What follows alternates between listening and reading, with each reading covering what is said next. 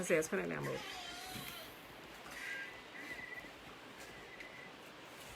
Shayla, hey, girl, hey. Oh, shoot. A water bottle. Isaiah, can you go get my water bottle off my nightstand, please? Top of the day, beautiful people. Hey, girls. Hey, Lavine, Shayla, Tiffany, Uncle Nathaniel. Greetings. Oh, left my water bottle.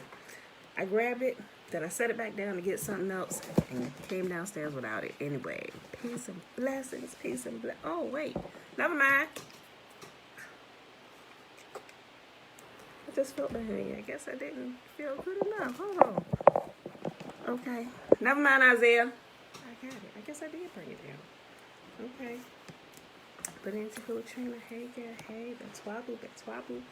Guys, we are in Deuteronomy 38 today. All right, y'all, it is Saturday. I hope y'all enjoyed your day of rest. I literally slept. I tried to sleep the whole day. I really did. It was so peaceful. And today is Saturday. It's like I got a 3-day weekend, but I don't really, because I'm going to be working today. So, but anywho, I hope y'all enjoyed your day of rest yesterday. Got some good sleep. A few naps in, if you could. All right, y'all, but it is Saturday, February 27, 2021, day 88 of year 3 of reading through the books of the law and the prophets and of the 3-year consecutive day count, day 757. Thank you, Shayla. I did the update. I fixed the date. It was 2 days I was off. So, y'all, if y'all look at the dates, let us know. I try to double check my dates and stuff because I copy and paste from the previous day so I don't have to retype everything. And sometimes I forget to change all the numbers. I'm careful. I hope and daily that I'm careful to go through and make sure I check all of the numbers and stuff that I need to change. But sometimes I miss it a couple days or think I changed it and then go back and double check myself, and I didn't. So thank you, Shayla, and all those who have updated me in the past. Says your day's wrong. So, all right, y'all. Today we're reading Deuteronomy 28, 29, and 30, and we're going to jump back into the Legends of the Jews. If you want to prepare your book now, page 348, where we left off on Thursday. So let's go ahead and get into it, y'all. I love this chapter. I love all the chapters. Okay. Blessings for obedience. And a lot of time we don't really hear this chapter being taught in a church unless it's regarding giving money, right? And it's almost like, or at least from my experience, in the different churches I've been to all my life and hearing Deuteronomy 28. Like, anytime you hear Deuteronomy 28, you think about, oh, they give tithes and offerings so they go get on you. But now that I understood this chapter, I'm just like, hold on, what? Okay, so let's get into it, y'all. All y'all here should probably know already, but we'll chat about it just a little bit. And I think I'll share today, definitely going to share a few videos. All y'all might know, but I'm going to share some videos anyway. But, okay, listen. If you fully... Oh, wait, what am I doing? We didn't do the shimmer. Hold on. I caught myself. Hold on. Shimmer. Ain't it, Tiffany? Tiffany said Deuteronomy 28 is powerful. Okay, y'all, I'm sorry. I'm glad I caught myself. Look, when we first started doing the shimmer, y'all had to remind me, shimmer. And now it's like, as soon as I started reading, when I said if, it was like, I heard it resound through my soul like a loud voice, shimmer. I'm like, I was like, oh. Okay, y'all, shimmer. Deuteronomy chapter 6, starting at verse 3. Hear, therefore, O Israel, and observe to do it, that it may be well with you, and that you may increase mightily, as Yahuwah, the God of our fathers, has promised us, in the land that flows with milk and honey. Hear, O Israel, Yahuwah, our God, he is one God, and you shall love Yahuwah your God with all your heart, with all your soul, and with all your might, And these words which I command you this day shall be in your heart, and you shall teach them diligently unto your children. And you shall talk of them when you sit in your house, and when you walk by the way, and when you lie down, and when you rise up. And you shall bind them for a sign upon your hand, and they shall be as frontlets between your eyes. And you shall write them on the posts of your house and on your gates. And Yahuwah command us to do all these statutes, to fear Yahuwah our God for our good always, that he might preserve us alive as it is this day. And it shall be our righteousness if we observe to do all these commandments before Yahuwah our God as he has commanded us. All right, y'all. And I think it's the if that caught me, because this started off, Deuteronomy 28 started off if, and I said it the same way, which triggered the shimmer in my soul. If, blessed be the most holy. Okay, now let's go on here back into Deuteronomy 28. All right, blessings for obedience. If you fully obey Yahuwah your God and carefully keep all his commands that I am giving you today, Yahuwah your God will set you above high. He will set you on high above all the nations of the world. You will experience all the blessings if you obey Yahuwah your God. Your towns and your fields will be blessed. Your children and your crops will be blessed. Your offspring, the offspring of your herds and flocks will be blessed. Your fruit baskets and bread boards will be blessed. Wherever you go, whatever you do will be blessed. Yahuwah will conquer your enemies when they attack you. They will attack you from one direction, but they will scatter from you in 7. Yahuwah will guarantee a blessing on everything you do and will fill your storehouses with grain. Yahuwah your God will bless you in the land he is giving you if you obey the commands, Yahuwah your God, and walk in his ways. Yahuwah will establish you as his holy people, as he swore he would do. Then all the nations of the world will see that you are a people claimed by Yahuwah, and they will stand in awe of you. Yahuwah will give you prosperity in the land he swore to your ancestors to give you, blessings with many children, numerous livestock, and abundant crops. Yahuwah will send rain at the proper time from his rich treasury in the heavens and will bless all the work you do. You will lend to many nations, but you will never need to borrow from them. If you listen to these commands of Yahuwah your God that I'm giving you today, and if you carefully obey them, Yahuwah will make you the head and not the tail, and you will always be on top and never at the bottom. You must not turn away from any of the commands I am giving you today, nor follow after other gods and worship them. But we're about to get into the curses. Hey there, hey. I can't see who that is. Jonathan, how you doing, man? Okay, I couldn't see it. I got my phone covering up the name, so I can't see who come in on YouTube. All right. The curses for disobedience. But if you refuse to listen to Yahuwah your God and not obey all the commands and decrees I am giving you today, all these curses will come and overwhelm you. Your towns and your fields will be cursed. Your fruit baskets and bread boards will be cursed. Your children and your crops will be cursed. The offspring of your herds and flocks will be cursed. Wherever you go and whatever you do will be cursed. Yahuwah himself will send on you curses. Remember, Yahuwah himself. Because remember, we went into captivity. Why? Because we turned away from doing everything he has commanded us to do, right? Okay, listen. Remember, when this is being given, they have just come out of Egypt and they're in the wilderness area, right? Okay, just keep that in mind. A lot of y'all know, but some of you don't. Yahuwah himself will send on you curses, confusion, and frustration in everything you do until at last you are completely destroyed for doing evil and abandoning me.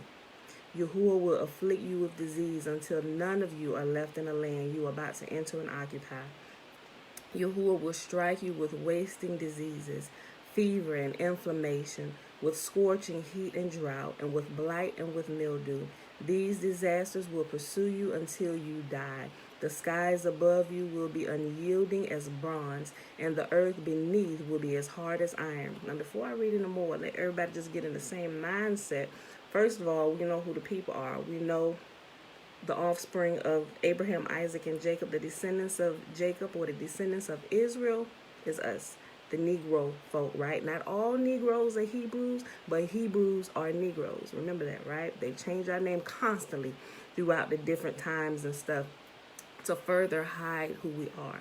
So let's just all realize now that we are talking about this particular group of people. And while we're reading this, let's look at the plight of the Negroes all across the world where we have been scattered. Nobody else fit these curses except for us. So listen to all this. Even in our lifetime, what we've experienced, some of us haven't experienced some of the extreme things of the curses because we were coming upon that time of deliverance, but we can still clearly see it in all our people. And if we look back through history, we can clearly tell who these people were. Yahuwah said, it's not because of what they did. It's because of what you did to me. You turned away from me, right? And they just kind of carried out the nations that came and took us, captured our ancestors, and dispersed us throughout the four corners of the earth. They were just carrying out the will of the Most Holy. They were just carrying out the will of Yah because we had turned from him. And he said if we kept everything, that he would keep us. But if we had ever turned away, that he would turn his back on us and he would cause us to be scattered, right? So now while we listening to these diseases and stuff that's going to come on our people, think about our people, just those here in America. Just think about those here, right? I can tell you some things that happened here in Virginia where I live, right? And the different places that I've lived in Illinois for a while, just thinking about, I was like, there is no other people on this earth that these curses fit other than us. Like, and even more so was brought to light even last year when COVID started popping off and the whole Black Lives Matter, all this stuff, although I don't agree with some of the Black Lives Matter stuff and their agenda and who they're run by, nevertheless, the issue about our plight is true. And they just kind of threw in a other bunch of stuff in there with it and it just kind of throws people off. But y'all get what I'm saying. So pay attention, think about us across the world, and then we'll realize. And once we realize that we're the cause for our own destruction, we need to repent and turn back to him, right? Because he said, I'm going to begin waking them up little by little, here a little, there a little. Every place in the four corners of the earth, we see him waking up his people, right? And we see even more waking up now. We don't wake up to go back to sleep or get over here into these, I hate using the word Hebrew Israelites because the way the word is being used, people have been trained to see the hate brews. I call them the hate brews, or the people call them the alphabet camps. Like the guys that's standing on the corner, like UCIC and some of the other guys or whatever, you know. Those brothers, they got stuck in the hate as Yahuwah was waking them up, right? Not all of them, but a lot of them have. So that's why I don't use that term a lot, because when people start going to look them up, that's the first thing that pops up on YouTube. And if you're just waking up, that tends to catch your attention like that's what it is, and it's absolutely not. I think that's another distraction to keep you off the road of actually getting back to Yah. So you have to be very, very careful, and you have to make sure everything that the people are telling you are lining up with what Yahuwah himself has said, right? Okay, back to this. Start back at verse 20. Yahuwah himself will say, no, let me go back up here, right here. I'll start at 15 again. But if you refuse to listen to Yahuwah your God and do not obey all the commands and decrees I am giving you today, all these curses will come and overwhelm you. Your towns and your fields will be cursed. Your fruit baskets and bread boards will be cursed. Your children and your crops will be cursed. The offspring of your herds and flocks will be cursed. Wherever you go and whatever you do, you will be cursed. Yahuwah himself will send on you curses, confusion, and frustration in everything you do, until at last you are completely destroyed for doing evil and abandoning me. Yahuwah will inflict you with disease until none of you are left in the land you are about to enter and occupy. Yahuwah will strike you with wasting disease, fever, and inflammation, with scorching heat and drought, and with blight and mildew. These disasters will pursue you until you die. The skies above will be unyielding as bronze. The earth beneath will be as hard as iron. Yahuwah will change the rain that falls on your land into powder, and dust will pour down from the sky until you are destroyed. Yahuwah will cause you to be defeated by your enemies. You will attack your enemies from one direction, but you will scatter from them in 7. You will be an object of horror to all the kingdoms of the earth. Your corpses will be food for all the scavenging birds and wild animals, and none will be there to chase them away. Yahuwah will afflict you with the boils of Egypt and tumors, scurvy, and the itch from which you cannot be cured. Yahuwah will strike you with madness, blindness, and panic. You will grope around in broad daylight like a blind person groping in the darkness, but you will not find your way. You will be oppressed and robbed continually, and no one will come to save you. Right? Think about this. Remember, Yahuwah is our kinsman redeemer, right? And he said, ain't nobody coming to save you because he done sold everybody, even the kinsman redeemer among us, into slavery. Everybody going. Ain't nobody coming. No matter how much you holler on a powerless name, even in the recent days, people are still hollering on every other name except for Yahuwah's name himself, right? You will be engaged to a woman, but another man will sleep with her. You will build a house, but someone else will live in it. You will plant a vineyard, but you will never enjoy its fruits. Start thinking about even the slavery here in America with all this stuff. All this is down to the T that was happening. Think about it. Think about it. You will build a house, but someone else will live in it. You will plant a vineyard, but you will never enjoy its fruit. Your ox will be butchered before your eyes, but you will not eat a single bite of the meat. Your donkey will be taken from you, never to be returned. Your sheep and goats will be given to your enemies, and none will be there to help you. You will watch as your sons and daughters are taken away as slaves. Your heart will break for them, but you won't be able to help them. A foreign nation you have never heard about will eat the crops you work so hard to grow. You will suffer under constant oppression and harsh treatment. You will go mad because of all the tragedy you see around you. Yahuwah will cover your knees and legs with incurable boils. In fact, you will be covered from head to foot. Yahuwah will exile you and your king to a nation unknown to you and your ancestors. There in exile, you will worship gods of wood and stone. Think about it. Scattered everywhere, what people worshiping? What people worshiping? Gods of wood and stone, wearing it around their necks as emblems and everything. Yahuwah say, do not make that nary idol. Let it not be in the fashion of a man or animal, anything on earth or anything in the heavens. He said, that's why I did not show you my image when I came among you. Think about it. Think about us humans. We see something, we're like, oh, snap. And that becomes your thing. And a lot of times we want to tattoo it on our bodies, get a t-shirts made of it. And it's like we began all of this. Yahuwah said all this. I'm going to keep reading. Yahuwah will exile you and your king to a nation unknown to you and your ancestors. There in exile, you will worship gods of wood and stone. You will become an object of horror, ridicule, and mockery among all the nations to which Yahuwah sends you. You will plant much, but harvest little, for locusts will eat your crops. You will plant a vineyard and care for them, but you will not drink the wine or eat the grapes, for worms will destroy the vines.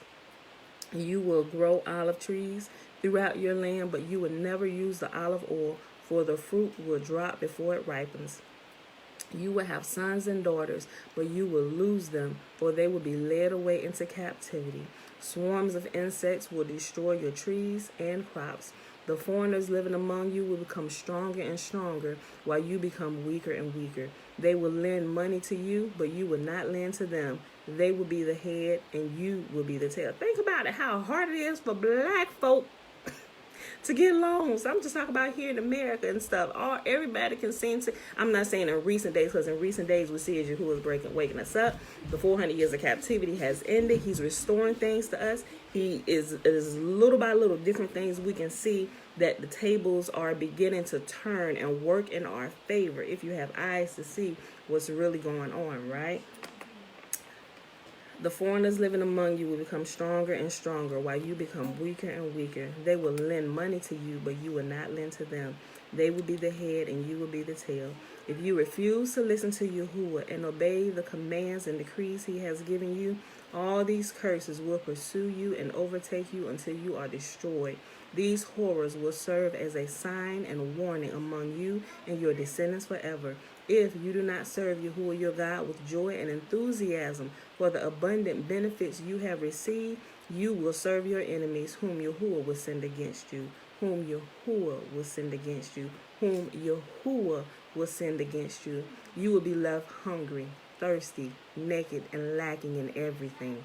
Yahuwah will put an iron yoke on your neck, oppressing you harshly until he has destroyed you. Who else has walked around here in stocks and chains? Literally. Yahuwah will bring a distant nation against you from the end of the earth, and it will swoop down on you like a vulture. It is a nation whose language you do not understand, a fierce and heartless nation that shows no respect for the old and no pity for the young. Think about it. They could care less about our people. Just think about some of the harsh things that were done to our ancestors, right? They could care less about our old people, man, woman, boy, girl, child, adult, old and young. Feeding our babies to alligators. Call it alligator bait. Come on. There's nobody else on the earth that these words are indelibly imprinted upon our souls except for us, right? Yahuwah will bring a distant nation against you from the end of the earth, and it will swoop down on you like a vulture. It is a nation whose language you do not understand, a fierce and heartless nation that shows no respect for the old and no pity for the young. Its armies will devour your livestock and crops, and you will be destroyed. They will leave you no grain, new wine, olive oil, calves or lambs, and you will starve to death. They will attack your cities until all the fortified walls in your land, the walls you trusted to protect you, are knocked down. They will attack all the towns in the land Yahuwah your God has given you. The siege and terrible distress of the enemy's attack will be so severe that you will eat the flesh of your own sons and daughters, whom Yahuwah has given you. The most tender-hearted man among you will have no compassion for his own brother, his beloved wife, and his surviving children. He will refuse to share with them the flesh he is devouring, the flesh of one of his own children, because he has nothing else to eat during the siege and terrible distress that your enemies will inflict on all your towns. And I thank Yahuwah that I was born in the generation that I was born in, that I did not have to experience some of these harsher things that our ancestors did, right? The most tender and delicate woman among you, so delicate she would not so much as touch the ground with her foot, will be selfish towards the husband she loves and toward her own son or daughter. She will hide from them the afterbirth and the new baby she has born so that she herself can secretly eat them. She will have nothing else to eat during the siege and terrible distress that your enemy will inflict on all your towns. If you refuse to obey all the words of instruction that are written in this book, and if you do not fear the glorious and awesome name of Yahuwah your God, then Yahuwah will overwhelm you and your children with indescribable plagues. These things that happen to us are indescribable. Yahuwah will afflict you with every sickness and plague there is. Hold on, I skipped the whole sentence. Let me go back up. 58. If you refuse to obey all the words of instruction that are written in this book, and if you do not fear the glorious and awesome name of Yahuwah your God, then Yahuwah will overwhelm you and your children with indescribable plagues. These plagues will be intense and without relief, making you miserable and unbearably sick.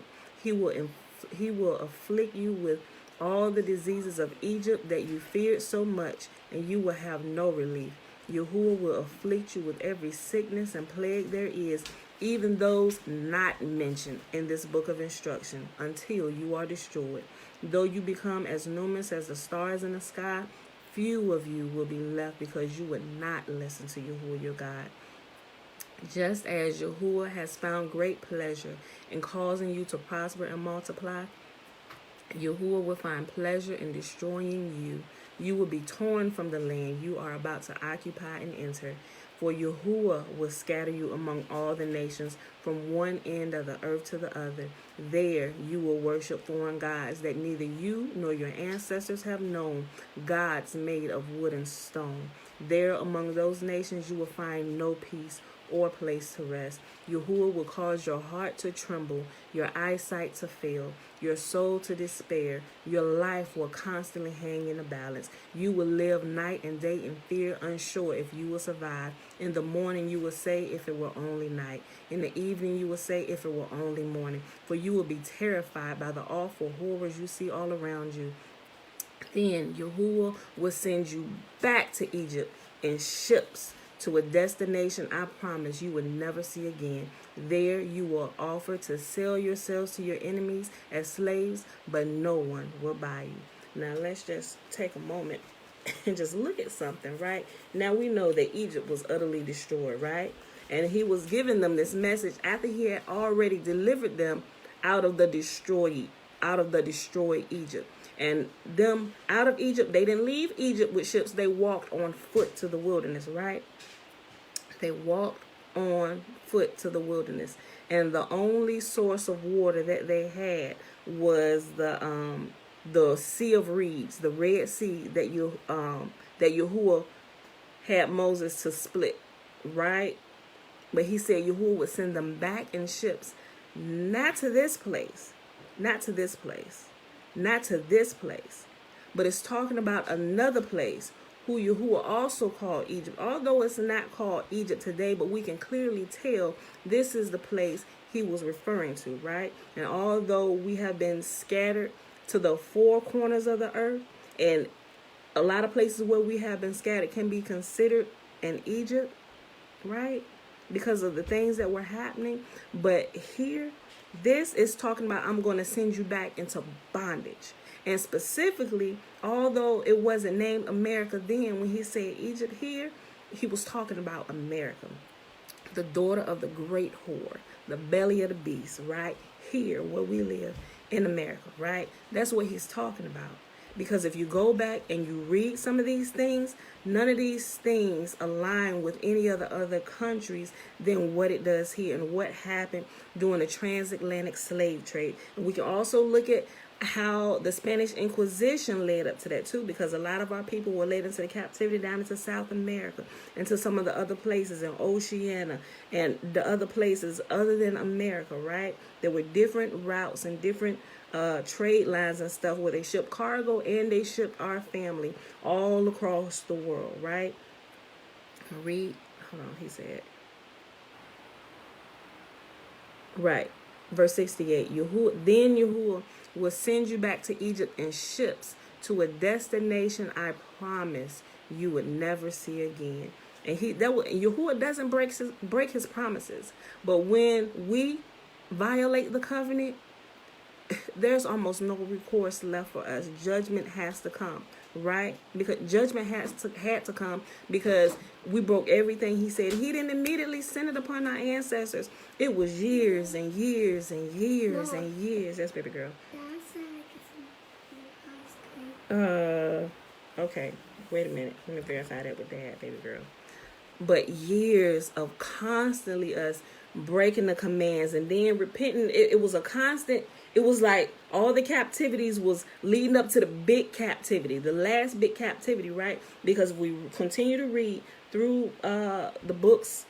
After we finish reading Deuteronomy, we'll see how all the shenanigans began to happen again, right? Then the 10 tribes, the 10 families got scattered, right? It was a gradual breakdown, over the millennia that led up to everybody being out of the land. It's a few people left, right? A few people left, I would say, in the continent, but for the most part, we are scattered, right? The 10 tribes got scattered first, and they was over here. They got sent not only over here to the Americas, North and South America, and a couple of the other places. They are not indigenous to this land, although they think they're indigenous because they've been here so long. They was here before the Southern Kingdom got scattered over here. Before we arrived, they were here, and they had began to intermingle. They were the slaves of the natives here, and when they began to intermingle, they began to forget that they were slaves, and they thought themselves now to be indigenous and owners, but it's a few of them, even some of their descendants today, that will tell you, no, we're not indigenous.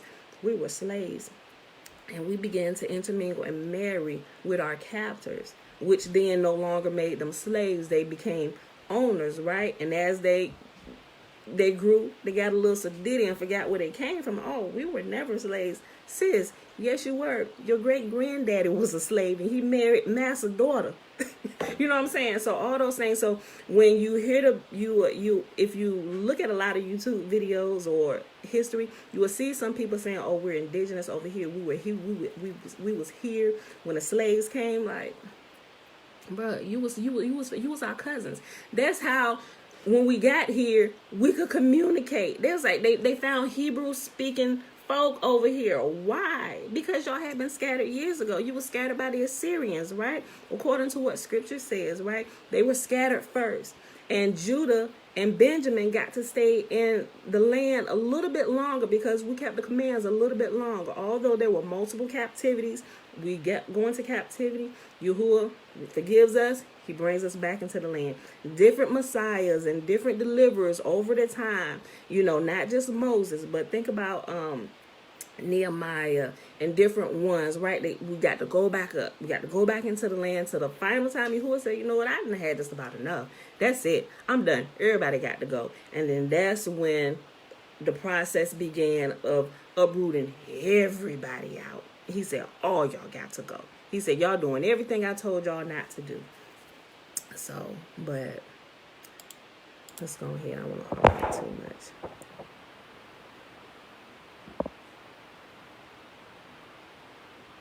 Oh, yeah, you right, Yada. Josiah, Belinda Brown. Good morning, y'all. Okay, let's move to the next chapter. I don't want to harp on that too much. I think all of us here know that. So we're going to go ahead and move to Deuteronomy Chapter 29. But just in case some of those who didn't know or just now waking up. But like I said, I'm going to post a couple reference videos in today's comment section on both YouTube and Facebook. So just in case you don't know, give you a little bit of history. Okay, Deuteronomy Chapter 29. These are the terms of the covenant Yahuwah commanded Moses to make with the Israelites while they were in the land of Moab, in addition to the covenant he made with them at Mount Sinai. Moses summoned all the Israelites and said to them, you have seen with your own eyes everything Yahuwah did in the land of Egypt to Pharaoh and all his servants and to his whole country, all the great tests of strength, the miraculous signs, and the amazing wonders. But to this day, Yahuwah has not given you minds that understand, nor eyes that see, nor ears that hear. For 40 years I led you through the wilderness, yet your clothes and sandals did not wear out.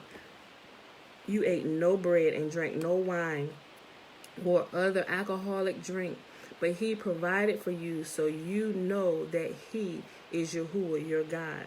When we came here, King Sihon of Heshbon and King Og of Bashan came out to fight against us, but we defeated them. We took their land and gave it to the tribes of Reuben and Gad and to the half-tribe of Manasseh as their grant of land. And that's what we read Thursday from the Legends of the Jews. It gave us deeper details. See how this is summing up the bigger story, y'all? So it's a lot of portions missing from the Bible that if we don't just read the Bible enough, like if we don't just read the one book that everybody has enough, we won't be triggered to understand something is missing, right? So we have to know their backstories to all of these things. And I've come across a lot of these other things. Like I said, I've shared them with you in the book of King Og. I have that manuscript, right? But we read a lot of that, well, a portion of some of that. It has it in the Legends of the Jews, right?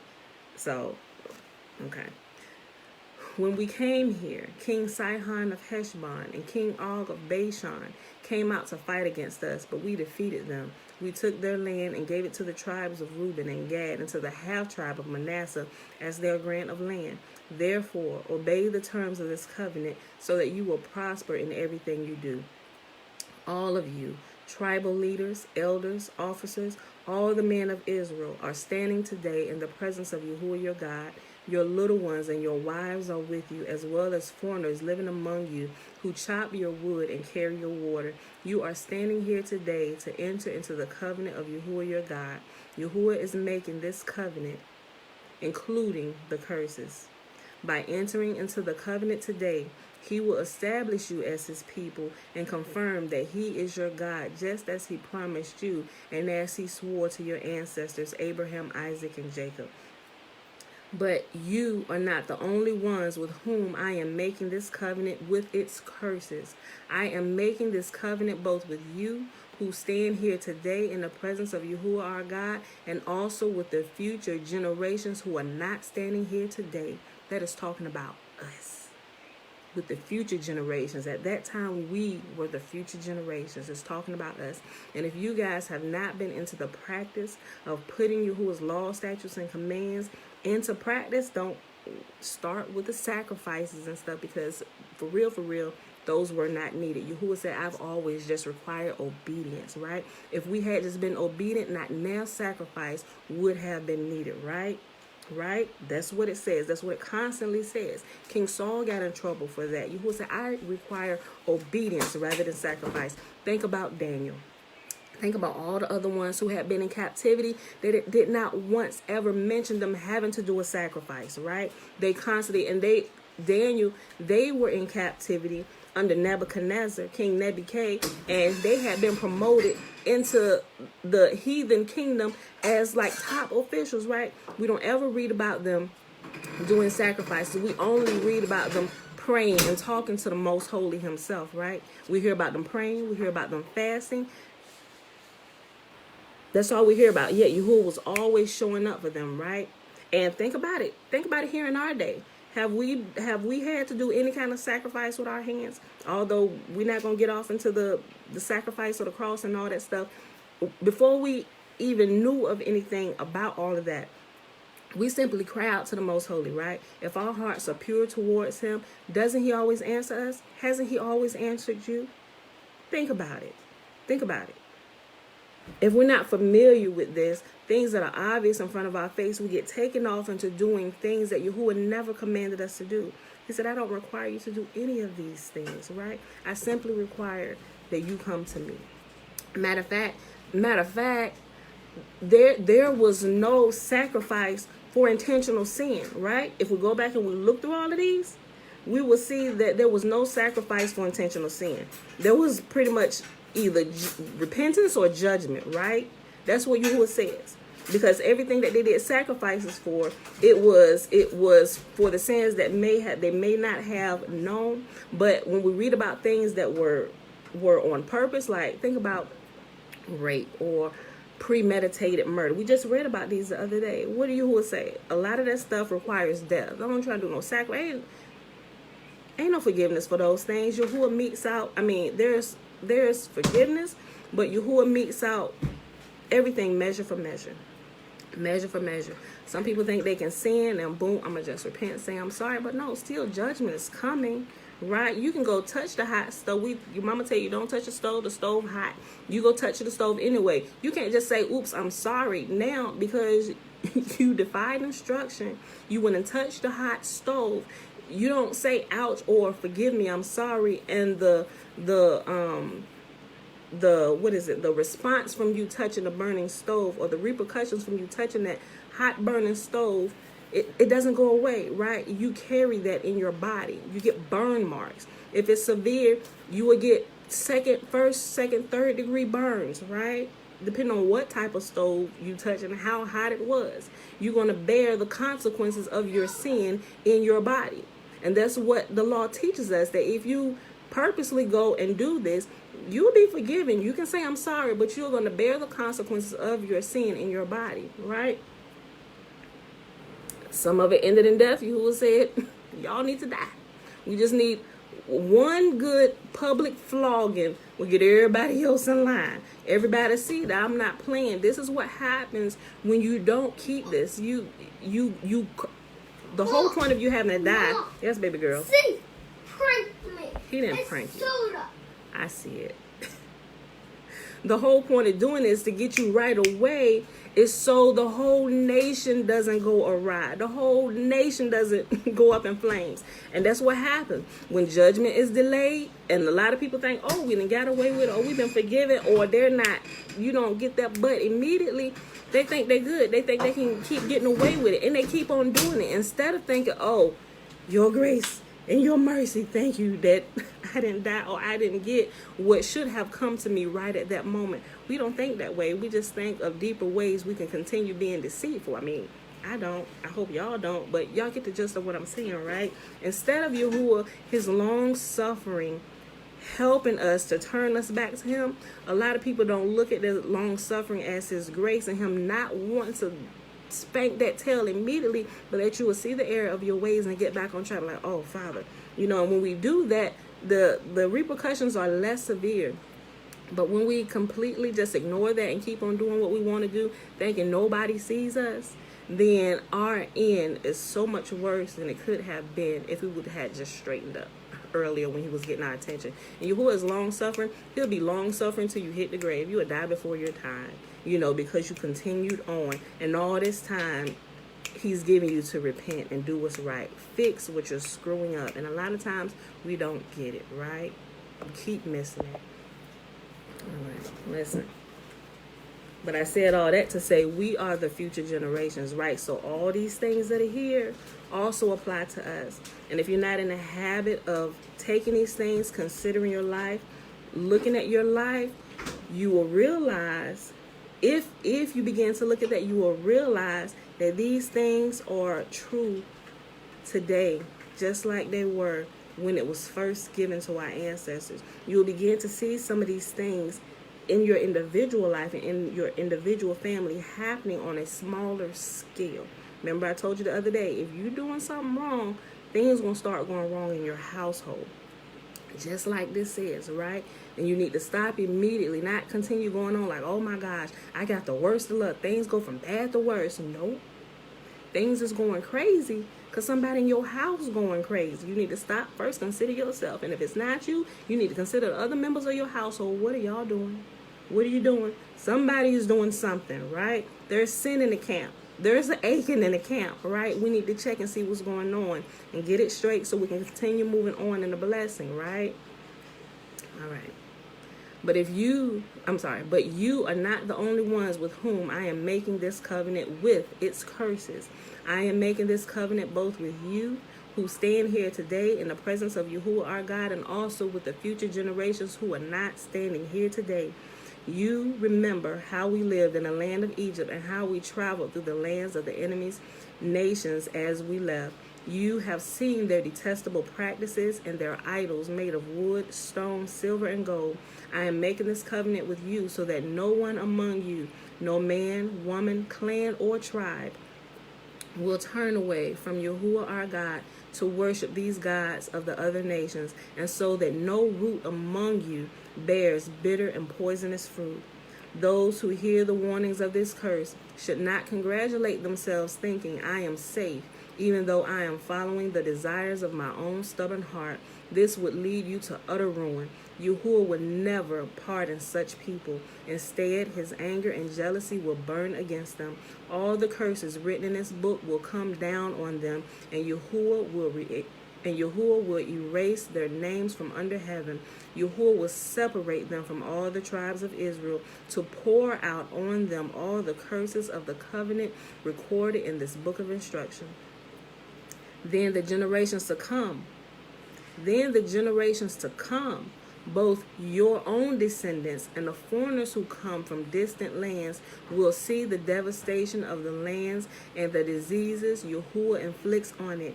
They will exclaim, the whole land is devastated by sulfur and salt. It is a wasteland with nothing planted and nothing growing, not even a blade of grass.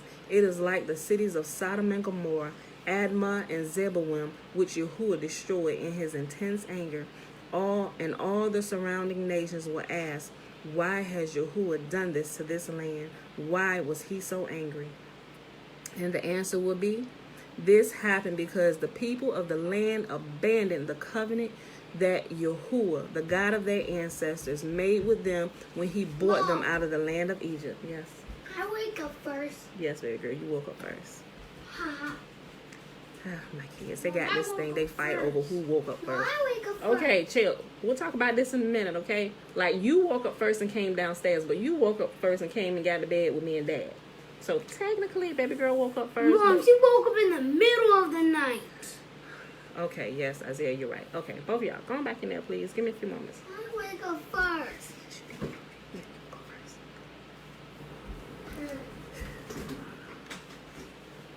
Now you see me In a minute, baby girl. And the answer will be, this happened because the people of the land abandoned the covenant of Yahuwah, the God of their ancestors, made with them when he brought them out of the land of Egypt. Instead, they turned away to serve and worship gods that they had not known before, gods that were not from Yahuwah. This is why Yahuwah's anger has burned against this land, bringing down on it every curse recorded in this book. In great anger and fury, Yahuwah uprooted his people from their land and banished them to another land where they still live today. Yahuwah our God has secrets known to no one. We are not accountable for them, but we and our children are accountable forever for all that he has revealed to us, so that we may obey all the terms of these instructions. Read that again. Yahuwah our God has secrets known to no one. We are not accountable for them, but we and our children are accountable forever for all that he has revealed unto us, so that we may obey all the terms of these instructions. And that's pretty much self-explanatory. Like, he's not going to hold us accountable for those things, those secrets that no one knows. But everything that he has revealed to us, we are accountable forever for every single one of those things. Like those people say, oh, don't tell me. Oh, but somebody in your generation knew that. So you're going to be held accountable for that information revealed in your generation, just like you knew it yourself, but you refused. He said, my people perish for lack of knowledge, right?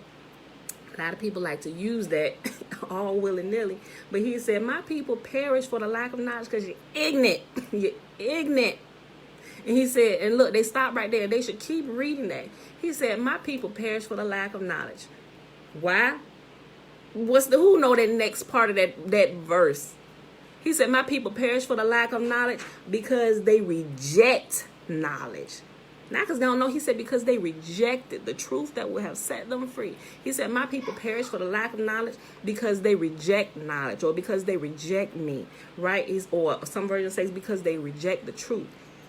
And it goes on to say, and because they rejected that truth, I'm going to reject them, and I'm going to reject their children too. Why y'all want to play with him? Why y'all want to play with him? Y'all, Deuteronomy Chapter 30. In the future, when you experience all these blessings and cursings I have listed for you, and when you are living among the nations which Yahuwah your God has exiled you to, like that should have got their attention right there. Wait, what? He said, listen, in future generations, when y'all exiled to these lands we just talked about, like, I got to keep going because y'all going to violate everything we just said. Although I didn't give you the whole list of what's going to happen to you, y'all going to be there. He said, so when you get there and your children, us, the children of them, going to ask, why has all this happened? Why are we here? What is going on? Why are we being murdered in the streets? Why men keep getting murdered by cops? And think about it. Think about it. It's here, right? In the future, will you experience all these blessings and curses?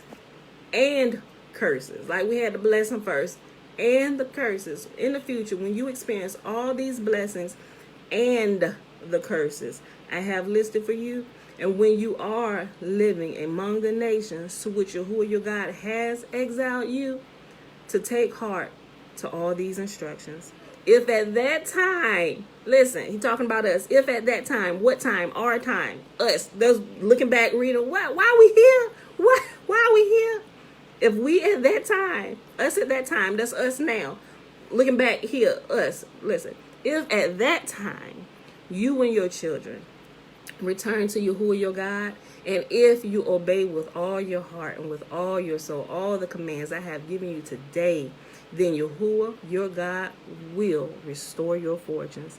He will have mercy on you and gather you back from all the nations where he has scattered you. Even though you are banished to the ends of the earth, Yahuwah your God will gather you from there and bring you back again. Yahuwah your God will return you to the land that belonged to your ancestors, and you will possess that land again. And he will make you even more prosperous and numerous than your ancestors. Now, this says that because we Can we verify that we are still here in the land of our captors, right? We're still in the land of our captivity, right? I think we're still here. We're still here. We have not been regathered yet. Yahuwah is waking us up. He's dropping some gifts on his people.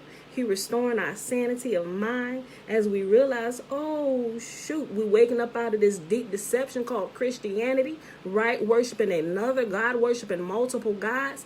I told you I was sick for days when I realized that's what that was and how it perfectly lined up with scripture. I'm like, oh, what? I tell you, since then, as I was sick for a couple weeks, I'm just like, oh my gosh, what? Repent. I'm like, Father, I didn't know. Forgive me. Calling on other names, thinking I'm talking to you. But my heart was pure, right? I wasn't doing it out of this religious thing. Like some people just go to church religiously because it's a thing, though we supposed to do that. But their heart is really not towards the Father. It's really not towards God. It's not towards the Most High, right? It's something that they're doing. You know, those whose hearts are truly towards him, those are the ones that he's waking up bit by bit. And we don't wake up immediately. It's like some people say it's different levels to this. Like he gives you what you can handle at that time. And as you keep moving, you keep growing and you wake up more and more until you realize that there is only one God, right? Think about when the Torah was first given, right? When it was first given, he said he went to all the other nations. He came to us last. And if we didn't accept it, he was going to turn everything back to chaos. There would be no need, no use for this earth, right? Because he wanted to give it to those of his children who love him. The righteous inherit the earth. The whole point of saying that, he said, I'm going to bring you back to this land and you are going to possess it again after I bring you back from the lands that you were exiled to. Not I'm going to take you and swoop you up to heaven like they teach us or through the rapture doctrine. That is not what Yahuwah said. They teach us everything backwards from what Yahuwah said. And if we never go back here and actually read it, that's why we're reading it every day. That's why we've been reading it every day for the last 3 years because we don't hear it enough, right? He said, at this time, as we begin to wake up and return back to him, he said, I'm going to begin to restore your fortunes, right? Even in my own life, in our own family, how he has restored some things. Granted, we were really ignorant in our early days. I'm just talking about my marriage, right? And different things as we begin to understand and just begin to turn to him. Even though we were still calling him by another name, and granted, Yahuwah, he got patience with us, right? But once I realized what his name is, I'm like, oh, forgive me forever calling you out your name. Think about that. Yahuwah is jealous over his name. We keep talking about, and I bring it out. He's jealous over his own name. He said, in my name, bless my people in my name. Do this in my name, not another's name. Think about how jealous you are over your own name. What if your name was John and somebody keep calling you Peter, right? Like, man, my name's John, you know? No, and you decide, I'm going to call you Peter, you know? Y'all get what I'm saying, right? Because sometimes, like, y'all hear me call Yah the Most Holy, like my affectionate name, or your father. We ain't talking about that. That's a whole different thing. But when you calling somebody else out of their name, and you know that ain't their name, pretty soon you're going to start getting pissed off. Bro, I told you my name was John. Why you keep calling me Peter? Because I want to call you Peter, my G. You know, and it's going to be a fight. And this is just not going to end well. But that was just a small little example. Yahuwah is jealous over his own name. He said, if you're going to do anything, you do it in my name. Matter of fact, all these miracles were performed through the ineffable name of the Most High, right? The ineffable name of the Most High is coded all throughout his words through the scripture, right? And if you go back to the original language, well, it's still not revealed to everybody. The ineffable name of Yahuwah is not revealed to everybody because that's what brings power. The ineffable name was engraved on Moses' rod. That's how anytime he used this, it worked wonders because the ineffable name of the Most Holy was engraved upon it, right? It was engraved upon it. Anything the Most Holy's ineffable name is engraved on, it's going to work wonders immediately. That's why it says, and all those who call upon my name shall be saved. In the Old Testament, when we read that, that's what he's talking about. That name, the ineffable name, right? Because you got to think about it. Look at today. People calling on this other name, save me and so name, but people still dying. Like, something was wrong with that early on with me. I'm like, Father, we being taught this, do this in this name, and and everybody singing songs praising the most holy in somebody else's name. Even the person that you praising, the name you worshiping, didn't he tell you worship the Father only? Yet people have made this person a God himself. We are not to be worshiping Jesus, y'all. We are supposed to be worshiping Yahuwah. Even Jesus himself said, worship the Father, right? John tells us, Yahuwah said, those who keep my commands, I keep them, right? That's New Testament stuff. People don't even read that either. They read what people have taught them to read, but not through their own personal study. Let Yahuwah reveal it to them, really reveal it to them, right? Because if you get erroneous teaching, you're going to read what your erroneous teaching teacher has taught you, and you're not going to be able to see the truth, right? So you got to put it all, start over, start from the beginning. Take all the teaching you've gotten. Don't throw the baby out with the bathwater, but just take it all, set it right here. Start afresh. Father, okay. We're going to start from the beginning and start at Genesis. Don't start over here like they tell you, because this is the foundation. This is the authority. The authority is here, right? And everything that is here, everything else needs to be measured against this. What Yahuwah, the creator of heaven and earth, the God of Abraham, Isaac, and Jacob has said, right? That's what we need to measure everything on. So even when I started practicing this, like consciously understanding some things and consciously, okay, well, let's do this. I tell you, my prayers have never been answered more quicker than they have been in the last 3 years. As I began to do this and keep this, I'm like, oh, snap. What? Me and my sister and my mom and some things, even with the prayer, was y'all here? Y'all was here. Even simple things, I ain't gonna say it's a simple thing, because a child was kidnapped right here when we were doing the live. The Amber Alert came through and I stopped immediately and we prayed. And I didn't do that prayer in Jesus' name. We did that in the Most Holy's name. And what happened? I came back and I did an update. If y'all ain't see that video, y'all go back and watch that video. What happened? An hour later, there was an update that baby was found safe and returned to his parents. And this happened 3 times in the month of February. And within an hour, all them babies were found and returned to their parents safely, right? And the kidnappers apprehended immediately, right? So when we stick to Yahuwah's commands, he begins to reveal a different level of understanding and power in actually speaking his truth, right? And then the host of heaven who are dispatched to us begin to work out things on our behalf, and we can see it. And when you see it, you can't unsee it, right? So I'm just telling y'all, keep y'all's commands. Let's go back here. And then we're going to hop over to the Legends of the Jews.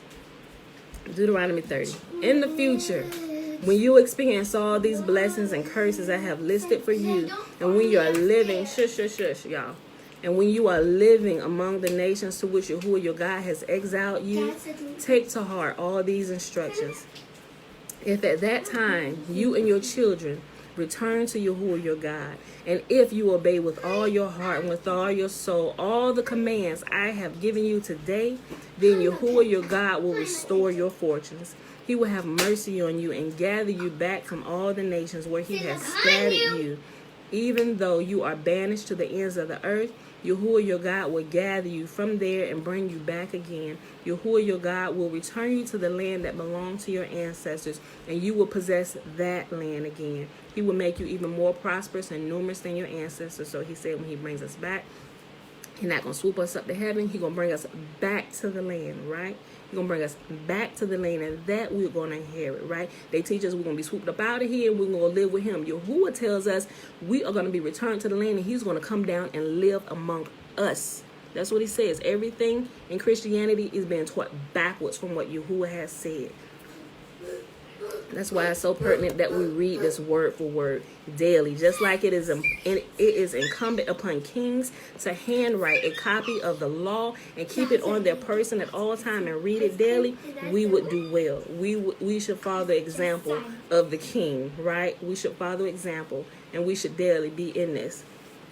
Because it said it will keep us. Hey girl, what is you doing? I don't have a baby in my stomach, girl. Go, get out here.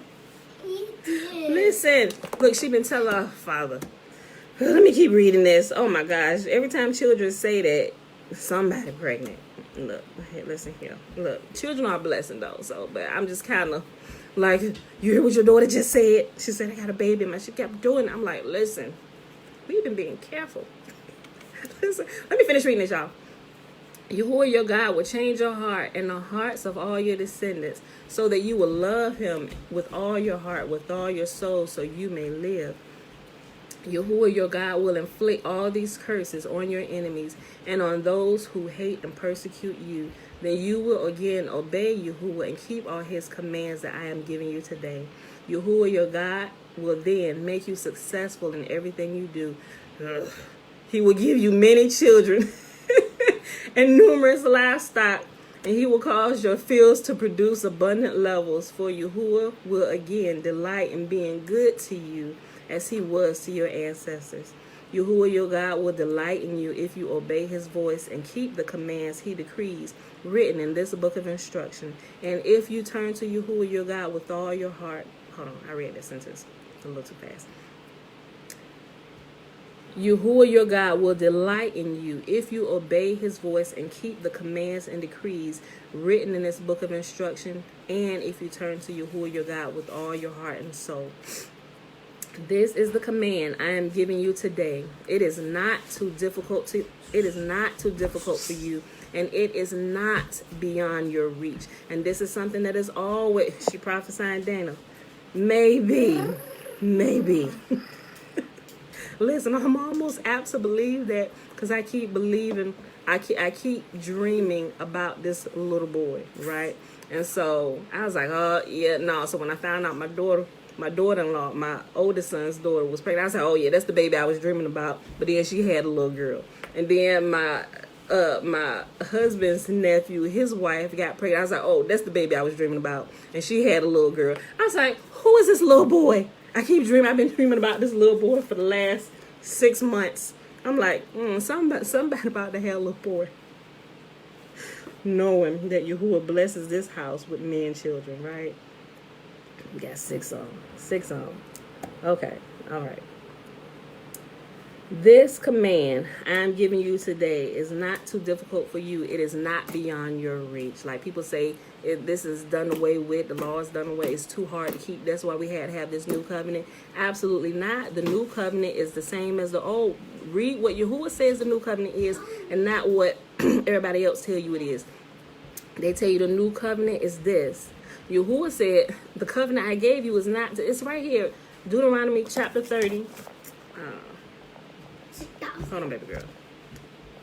The new covenant Yahuwah said is this.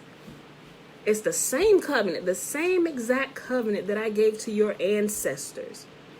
He said, but this time, the only thing I'm changing about this covenant, he said, I gave this covenant, the same exact covenant I gave to your ancestors that I'm giving to you, I gave to them on tablets. Mom. He said, but for you, I'm going to inscribe it on your heart. Yes. Where's YouTube?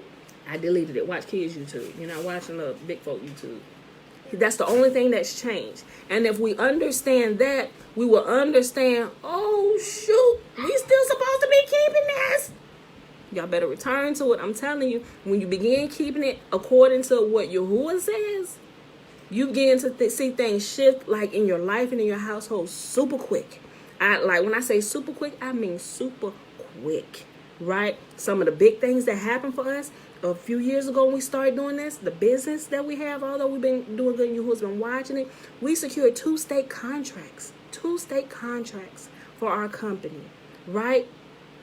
And another contract for $70,000 that after it got going, we decided to turn away. We turned it away because they weren't forthright in everything that was required. And we respectfully declined and we backed out of that $70,000 contract, right? We had enough sense to know that we're not going to do that because we're going to get screwed in the end, right? So different things like this, Yahuwah will allow you to see and like, look at this. When things about to happen, Yahuwah will give me a dream about it. Don't do that. Tell your husband, don't do that. And if my husband goes and do what Yahuwah told us not to do, we're immediately affected. Oh, shoot. That's how my husband, he's like, wait a minute. What you dream now? Hold on. Tell me that dream again. Now, what you say happened?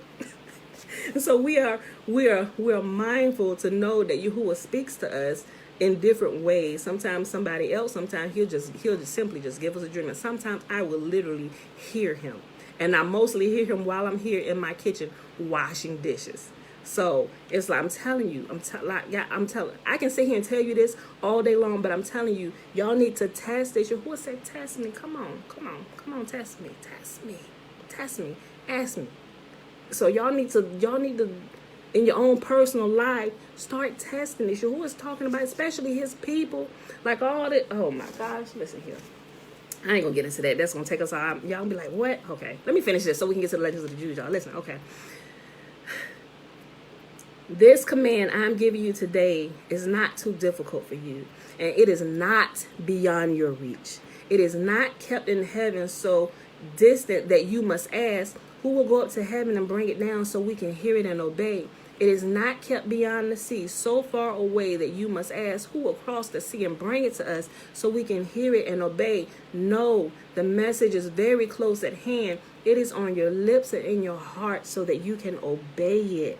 Now listen, today I am giving you a choice between life and death, between prosperity and disaster. For I command you this day to love Yahuwah your God and to For I command you this day to love Yahuwah your God and to keep his commands, decrees, and regulations by walking in his ways. If you do this, you will live and multiply, and Yahuwah your God will bless you in the land you are about to enter and occupy. Listen, and even though we're not back in our homeland, the promised land, the land that was promised to us, we're still in the land of our captivity. We begin to see these blessings begin to drop down and shower over our life, just like before he actually pulled them out of Egypt. We read it, the expanded story, the details, what happened. Yahuwah began to shower them with gifts even before he pulled them out. It's happening again, y'all, just like that. He's beginning to pour out his gifts upon us before he actually lead us back to our homeland. He said where we will live and we will multiply, right? We will be known, our land will be known for its famous produce. It will become famous amongst all the world. We ain't got to that point yet, but we getting there. Now listen, today I'm giving you a choice between life and death, between prosperity and disaster. For I command you this day to love Yahuwah your God and to keep his commands, decrees, and regulations by walking in his ways. If you do this, you will live and multiply, and Yahuwah your God will bless you in the land you are about to enter and occupy. But if your heart turns away and you refuse to listen, and if you are drawn away to serve and worship other gods, then I warn you now that you will certainly be destroyed. You will not live a long, good life in the land where you are crossing the Jordan to occupy. Today, I have given you the choice between life and death, between blessings and cursings. Now I call on heaven and earth to witness the choice you make. Oh, that you would choose life so that you and your descendants might live. You can make this choice by loving Yahuwah your God, obeying him, and committing yourself firmly to him. This is the key to your life. This is the key to your life. If you love and obey Yahuwah, you will live long in the land Yahuwah swore to give your ancestors, Abraham, Isaac, and Jacob. All right, y'all. So that was the reading for today from Deuteronomy. That was Deuteronomy 28, 29, and 30. So let's go ahead and hop on over here to the Legends of the Jews. What time we at? Oh my gosh. We had an hour. Okay, we're just going to read one section today. Oh my gosh, we're already an hour and 8 minutes. Boy, man, I talk too much. Okay, listen. But I be having to tell you. I be having so much to tell y'all, but I can't tell y'all everything. Okay, we in Volume 3, Legends of the Jews, Chapter 5. If you have the big book like I do, it is page 348. If you have the smaller book, where the pages are smaller, which means the page numbers are different, the section is Moses' speech of admonition. And I think that's all we're gonna read today, y'all. It's Saturday. I could read. Oh, I'm gonna read these two sections because it ends chapter 5 and chapter 6 starts tomorrow. Okay, so we'll read these two sections today and we'll be finished with chapter 5. So that's cool. Yes, Yahuwah be praised, Kenneth. All right. As Abraham before his death spoke to his son Isaac, he to his son Jacob, and Jacob in turn to his sons, words admonishing them to walk in the ways of Yahuwah, So did Moses also not depart from this world without previously calling Israel to account for their sins and admonishing them to observe the commandments of Yahuwah. Just like we read over here in Deuteronomy, right? Right?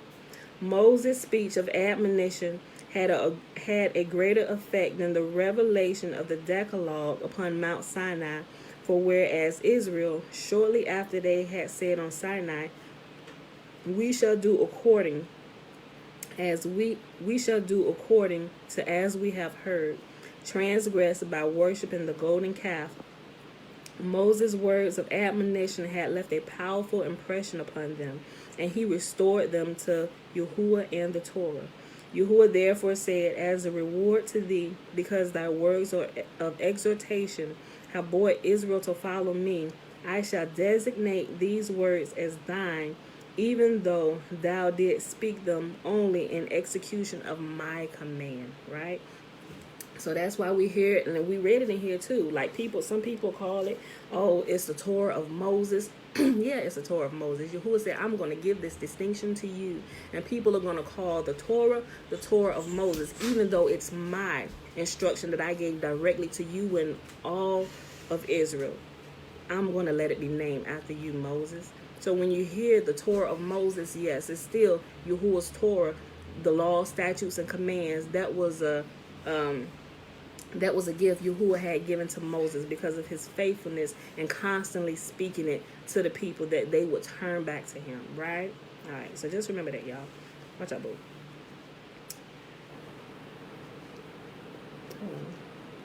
Yahuwah therefore said, as a reward to thee, because thy words of exhortation have brought Israel to follow me, I shall designate these words as thine, even though thou didst speak them only in execution of my command.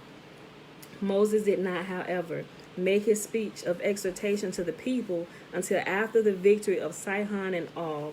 For Moses thought, were I to have called them to account before these victories, they would have answered, he is trying to recall to us our sins because he is unable to lead us into the promised land against Sihon and Og, and he is seeking our sins as an excuse. But after Moses, had proven what he could do, he could safely venture to recall to the people their sins. He now assembled all classes of Israel, the nobles as well as the common people, saying to them, I will now give you a severe rebuke for your sins, and if anyone have something to offer as an excuse, let him now advance it. In this way, he shut off the possibility of their saying later on, had we heard the words of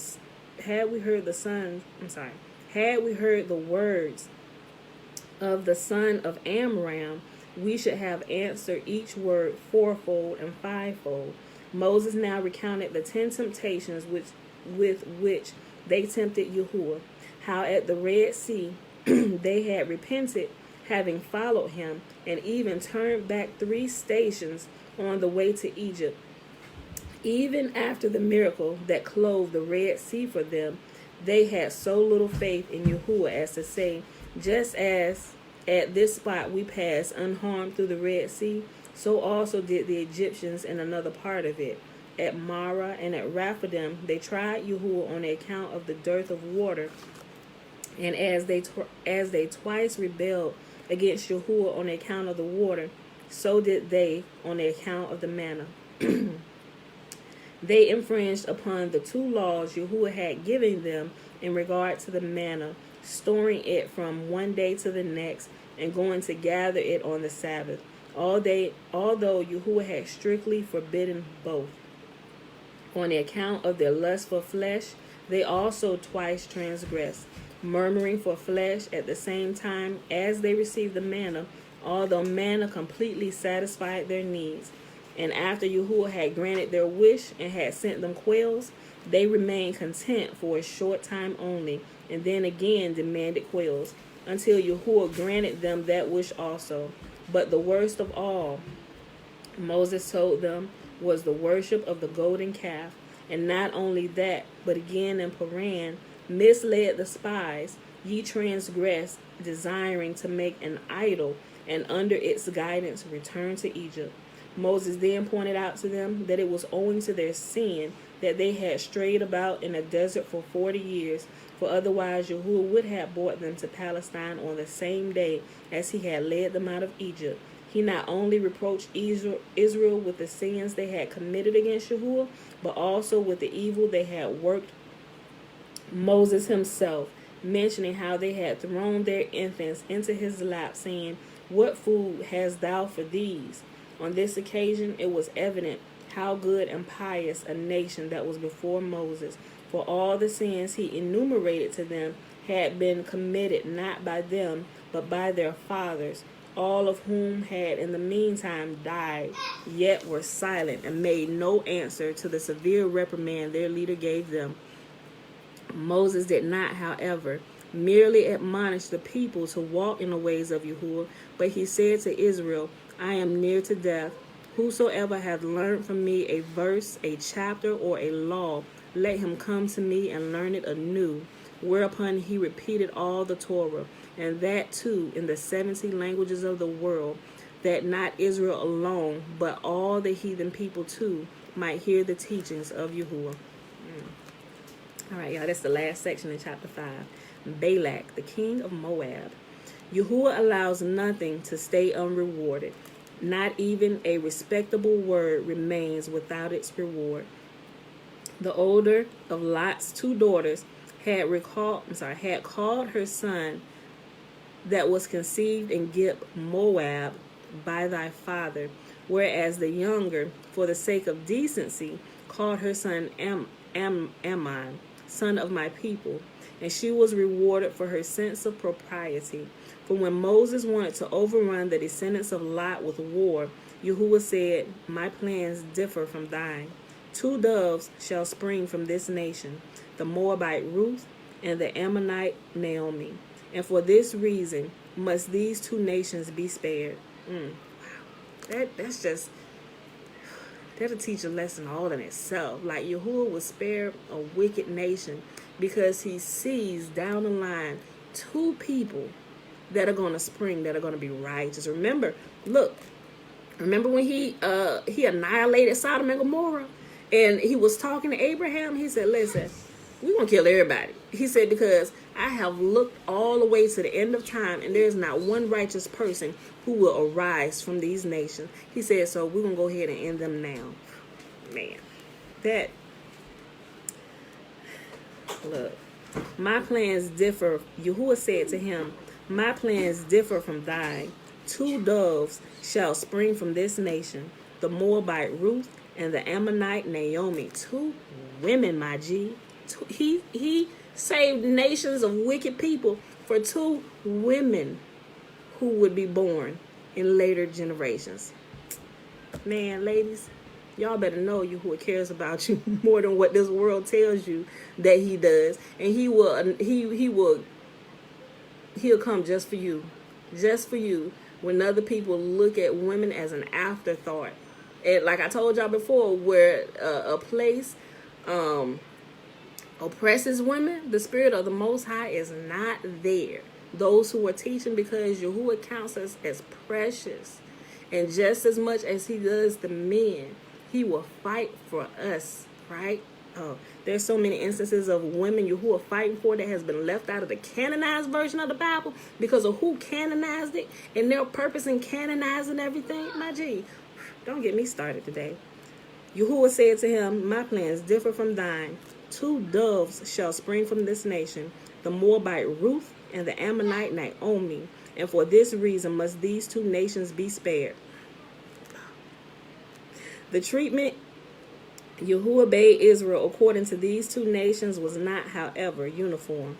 In regard to Moab, Yahuwah said, "Vex not Moab, neither contend with them in battle," which portended that Israel was not to wage war against the Moabites, but that they might rob them or reduce them to servitude. In regard to the sons of Ammon, on the other hand, Yahuwah forbade Israel to show these descendants of Lot's younger daughter even the slightest sign of hostility, or in any way to alarm them, so that Israel did not even show themselves in battle array to the Ammonites. Wow. Israel's hostile, though not warlike attitude toward Moab inspired these people and their kings with great fear, so much so that they deemed to be strangers in their own land, fearing as they did that they should have to fare like the Egyptians. For the Israelites had come to Egypt as strangers, but had in time possessed themselves of the land, so that the Egyptians had to rent their dwelling places for them. Their fear was still further increased by their belief that Israel would pay no attention to Yahuwah's command to them not to wage war against Lot's descendants. This assumption of theirs was based on the fact that Israel had taken possession of the kingdoms of Sihon and Og, even though these had originally been a part of Ammon and Moab's possessions. Heshbon, Sihon's capital city, had formerly belonged to Moab, but the Amorites, thanks to Balaam and his father Beor's support, had taken from Moab these and some other regions. The Amorites had to hire these two sorcerers to curse Moab, with the result that the Moabites were miserably defeated in the war against Sihon. Woe to thee, Moab, thou art undone, the people of Chemosh. These and similar utterances were the ominous words that Balaam and his father employed against Moab. Chemosh was a black stone in the form of a woman that the Moabites worshipped as their god. As part of Moab passed into Sihon's possession, so did a part of Ammon fall into Og's hands. And because Israel had appropriated these lands, the Moabites feared that they would flinch from all their land. In great alarm, they therefore gathered together in their fastness, in which they knew themselves to be safe from Israel attacks. Their fear was in reality quite without foundation, for Israel never dreamed of transgressing Yahuwah's commands by waging war upon Lot's descendants. They might without compunction keep the former provinces of Moab and Ammon, because they took them not from these, but from Sihon and Og, who had captured them. At this time the king of Moab was Balak, who was formerly a vassal of Sihon, and in that capacity was known as Zer. After Sihon's death, he was chosen king, though he was not worthy of a rank so high. Favored by fortune, he received royal dignity, a position that his father had never filled. Balak was a fitting name for this king, for he set out to destroy the people of Israel. Wherefore he was also called the son of Zippor, because he flew as swiftly as a bird to curse Israel. Balak was a great magician, who employed for his sorcery the following instrument. He constructed a bird with its feet, trunk, and head of gold, its mouth of silver, and its wings of bronze, and for a tongue he supplied it with the tongue of the bird Yadua. This bird was now placed by a window where the sun shone by day and the moon by night, and there it remained for 7 days, through which burnt offerings were offered before it, and ceremonies were performed. At the end of the week, the bird's tongue would begin to move, and if pricked by a golden needle, would divulge great secrets. It was this bird that had imparted to Balak all his occult lore. One day, however, a flame that suddenly leaped up burnt the wings of this bird, which greatly alarmed Balak, for he thought that Israel's proximity had destroyed his instrument of sorcery. The Moabites now perceived that Israel conquered their enemies by supernatural means, said, their leader had been bred in Midian. Let us therefore inquire of the Midianites about his characteristics. When the elders of Midian were consulted, they replied, his strength abides in his mouth. Then said the Moabites, we shall oppress him, a man whose strength lies in his mouth as well. And they determined to call upon Balaam's support. The union of Moab and the Midianites establishes the truth of the proverb. Weasel and cat had a feast of rejoicing over the flesh of the unfortunate dog, for there had always been irreconcilable enmity between Moab and Midian, but they united to bring ruin upon Israel, just as weasel and cat had united to put an end to their common enemy, dog. And that, my beautiful people, is our reading for today. I know that was real short, but it had to be short today because the reading from Deuteronomy was a little bit longer. Plus, I was adding in some my little stories and stuff as what I've learned over the years, right? All right, shalom, shalom, Mom. All right, y'all, so that was Legends of the Jews. We started at page 348 and went all the way to the end of chapter 5, which is on page 350. And we read Deuteronomy chapter 28, 29, and 30. It is Saturday, February 27, 2021, day 88 of year 3 of reading through the books of the law and the prophets, and of the 3-year consecutive day count, day 757. And that is the count without the Sabbath days and the feast day Sabbath days added in. Why? Because we rest. They're counted in the count of the year like the moon is counted in the count of the months in a year, but they're not counted in a way, right? So we don't count them in this count, but they are a part of the year. But we rest on those days and we don't do nothing. We chill out, just like Yahuwah has commanded us. So if they're actually them rest days actually would be counted, that's 52 rest days, just regular Sabbaths out the year, 52 weeks, one rest day out of the week. The Sabbath day, that's 52 automatically. 52 and 52, that's 104. That's 2 years. We're part way through year 3. So right off top, we add 104 days to the count. And then we automatically add those feast day rest days to the count, which puts us over the 104 count. So we, and like the true count with all the days added, we're close to 1,000 days, y'all. So, but anywho, let's go ahead and over here to the blessing so we can go ahead and get about our day today. The blessing is found where? Everybody should know by now. Numbers chapter 6, y'all. Numbers chapter 6. And what's the first 21 verses? The Nazarite vow. Anybody can take the Nazarite vow, man or woman. It's Numbers chapter 6, verses 1 through 21. Gives the details of the Nazarite vow. I think everybody should once in their life at least consider taking it. Set yourself apart to the Most High.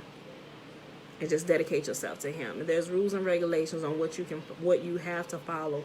While doing that, we can still keep that today.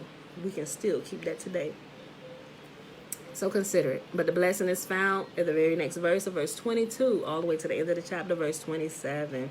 And Yahuwah spake unto Moses, saying, Speak unto Aaron and unto his sons, saying, On this wise you shall bless the children of Israel, saying unto them, May Yahuwah bless us and keep us. May Yahuwah make his face to shine upon us and be gracious unto us. May Yahuwah lift up his countenance upon us and give us peace. And they shall put my name upon the children of Israel, and I will bless them. All right, beautiful people. That is it for today. Double check comments real quick. Oh, Daddy, you made a comment real early. Hold on. What about the other countries where we are scattered? How do we know it's only America? How do they interpret it if they're reading? It's not only America. We were scattered to more than America. We're in the count, but it's not the only one. But America, I believe, is the daughter of the great whore, right? Inside the belly of the beast, along with the other surrounding nations who she's in cahoots with. But America kind of leads the charge in all of the deception, right? So you got to look at the UK, shucks, everywhere, you know, all of them are in cahoots. Think about France. If y'all watch the news, if you watch the news and you just do like a little bit of research, I have something. What did I do with it? I got so many notes saved. Okay, so here, a good thing I posted a while ago with the continent of Africa, right? Because we know the entire continent, not the little sliver of what they call Israel. That's not the Holy Land. And then they kind of cut it off with the Suez Canal. While I was in my military days, I went through the Suez because I've seen this with my own eyes, right? It's a man-made canal that they use to kind of cut off Israel from the rest of the continent of Africa, but it's still Africa. It don't matter. Yahuwah sees the original borders of all the lands, right? So, but there is a map that I shared. I'm going to find it today. But if you look at that map where it's been cut up and sliced and diced and borders. Yes, baby girl. Can you get this stuff up? Wait a minute. Let's talk about that in a minute. Let's look. I'm still live. Hold on. Pause. Take that in there. We'll talk about that in a second. Thank you, Isaiah. Listen. Oh. Bella was that. I want this and I want Okay, we'll talk about that in a minute. Listen. So if you look at how they divided up Africa, they have it to where, and I'm not sure who did it, but they did a really good job. And they have it all divided up, and they have like all the different resources that are found in Africa, right? Like cotton here, peanuts here, or coffee here, or gold here, silver here. They have it all divided up. But through the Berlin Conference, that's what it's talking about. Those who have divided my land, it's them. They're always in the hoops. The Berlin Conference, all of them. And they divided up Africa, and they began to take little pieces of it. Everybody loves Africa, but they teach Africa's sons and daughters to hate her. Like, we travel everywhere else except for going back to where we descend from, right? From the motherland. So, and matter of fact, they make it so hard for us to get there. We can go to anywhere other than Africa without all this rigmarole, right? So even that there is a telltale sign. But they have it all divided up, and they've dispersed it in all the nations. France has taken this piece, and China has this piece. China, let's not start with them. In America, everybody. I'm gonna pull it up. I'm not sure if I can. I'm going to figure out a way to post it here to YouTube. Maybe I'm going to have to put a link to my Facebook post here in YouTube. That's what I do, because I don't have enough subscribers over here on Facebook to do like the posts, like people be doing regular posts. I'm like, how are people doing posts? I'm like, yeah, they won't be getting no posts. I'm going to have to figure out another way. I might have to do like a video, like with a still picture with the stuff showing it. I hadn't even thought about that. That's a way I can share some of the photos and stuff. But for now, I'm going to just put a link to the Facebook post and share it in the comment section over here on YouTube and in the description so you can see it. But most of you probably already seen it already, but it's a couple different ones. And it tells you what countries have been pulling out resources and what belongs to who now. It don't really belong to them. Who is going to return all the borders back to their original state, right? So, but it's not just America. America just kind of, and I wouldn't say, well, okay. So we know America is like the torter. Like America was created because the whole, which one to call it? The uproar over in England and stuff, right? And it broke off, and then you got the whole thing with the taxes and the tea and all that stuff, and they broke off and they want to do their own thing. But still, I've even looked through documents from my family history where I was doing some ancestry stuff, and I was like, what stuff got like England on it? And that I didn't understand at the time a few years ago when I was doing it, until I started understanding some more of this stuff in the Bible. I was like, wait a minute, the Bible is like real for real. It's like a map. It's the genealogies. That's why it's so important to different things, because it has little things, and it's a lot of stuff, y'all. But that'll have to be another whole video and teaching itself. But it's enough people who have done enough of this where I'll share it, and I don't have to like reteach it. I may mention some things, but it's a lot of research and stuff that has gone into it. And even with the research, with the pieces that you didn't quite understand, who are actually revealing it to you, bring your attention. Look over here. Here. I was like, oh, shoot. So this is what the Bible meant when I was talking about this? So who will add a little bit of his super on top of my natural and help bring the pieces together, So, but yeah, Dana said, what about, I read it already. What about the other countries where we are scattered? How do we know it's only America? How do they interpret it if they're reading it? Like, if they're reading it appropriately, like, here's what I've noticed. Based on a few people that I've seen popping up, like Yahuwah is revealing the same thing to his people for the most part, right? Who we are, where we descend from, information is starting to line up. Everybody kind of getting on the same page. I'm watching this. I see one pastor, he's teaching about it. He's restoring to us how to like tell time appropriately, how he set the clock in the sky with the sun and the moon, and how to tell that, because we're going to need to know that, right? I mean, everybody may not need to know that, but it'll get us back on the path for other missing pieces for it to all line up, right? So all those things I'm noticing is like becoming like almost a consensus, so to speak. Like, I'm like, wait a minute. I ain't gonna say everybody, because everybody's message ain't lining up. You just got some people just still rolling vagabonds out here and on the internet, and YouTube, doing crazy videos. I'm like, what? How did you? I had to unsubscribe to some of my people, because it's like, yeah, that's not right. That's not right. There's still a lot of mixture there, you know. Not that we all have it right, but I can tell people that I can see that are growing. I can clearly tell that with some people, although they may still be using the name JC or whatever. But I can see the transition and how they're beginning to, and they're sharing the information with their people, their congregation or listeners or whatever. But yeah, but Dana, if you're his people, and even those who aren't his people, who are wanting to align and stand with us, Yahuwah is revealing that truth. So, but it's not just only America. You see a lot of people from South America, at least I have from what I've been looking at, and all over England, even some who in Africa, and you know, but yeah, they'll. I trust Yahuwah that they'll get the proper interpretation if they're searching after Yahuwah, right? Like, cause he's the only one that can bring that, you know. So, but yeah, I think that's it. That was the only question I see over here on Facebook. I was scrolling up. Okay, yeah. All right. And nothing over here on YouTube.